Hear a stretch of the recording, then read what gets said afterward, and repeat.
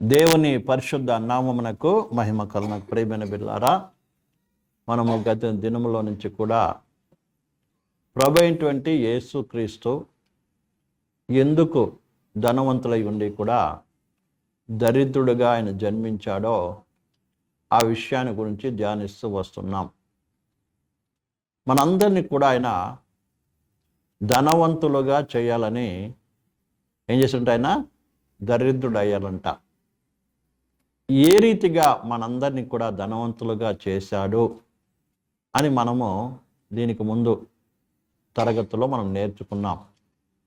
అదేమిటంటే పరలోక విషయాలలో ఆత్మ సంబంధమైన ఆశీర్వాదాన్ని అనుగ్రహించాడు. అదేమిటంటే దేవునికి శత్రులమైన మనల్ని, భక్తిహీనులమైన మనల్ని, దేవుని ఉగ్రతకు పాత్రులమైన మనల్ని ఏం చేశాడంటే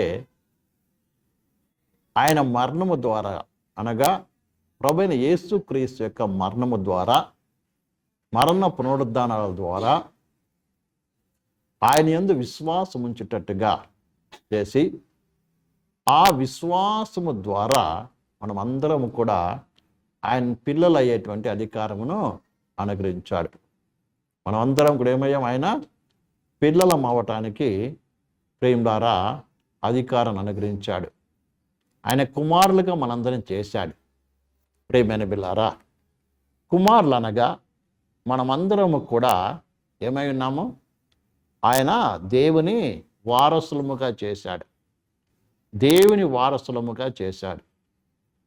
అదే కాకుండా కేవలం వారసులే కాకుండా ఇంకొక మెట్టు మరి మనకి ఆధిక్యించడం ఏంటంటే క్రీస్తుతో పాటు వారసులము. అదే మనం రోమి రాసిన పత్రిక 8వ అధ్యాయంలో 17వ వచనంలో చదువుకున్నాం. ఏమై ఉన్నాం? మనమందరం కూడా క్రీస్తుతో కూడా వారసులము. అదే కాకుండా మనం అందరము కూడా ప్రేమ ద్వారా ఆయన ఇంటి వారమై ఉన్నాము. వారసులు అంటే అర్థం ఏంటిది? దేవుని ఇంటి వారము, తండ్రి కుమారులమై ఉన్నాము. అర్థమైందండి? కాబట్టి ఎప్పుడైతే ఒక వ్యక్తి ప్రభువైన యేసుక్రీస్తునందు విశ్వసించి సొంత రక్షకుడుగా ఆయనను అంగీకరిస్తాడో ఆ దినములోనే ఆయన తండ్రి ఇంటిలోనికి వస్తున్నాడు ప్రభువైన యేసుక్రీస్తు ద్వారా. ఆ దినం నుంచి ఆ వ్యక్తి దేవుని కుటుంబంలో, తండ్రి కుటుంబంలో ఏమై ఉన్నాడు? సభ్యుడై ఉన్నాడు. అంటే కుమారుడుగా ఉన్నాడు, వారసుడుగా ఉన్నాడు. కాబట్టి ఆ ఇంటిలో ఉన్నటువంటి ఆ వ్యక్తి, లేకుంటే ఆ ఇంటిలోకి ఉన్నటువంటి మనము ప్రియమైన బిడ్డలారా, తండ్రి యొక్క చిత్త ప్రకారము మనం జీవించవలసిన వారమే ఉన్నాము. ఎవరిష్టం? ఎలా? తండ్రి యొక్క ఇష్ట ప్రకారం జీవించవలసిన వారమినాం. అదే విషయాన్ని మనం రాత్రికాల సమయం నేర్చుకున్నాం.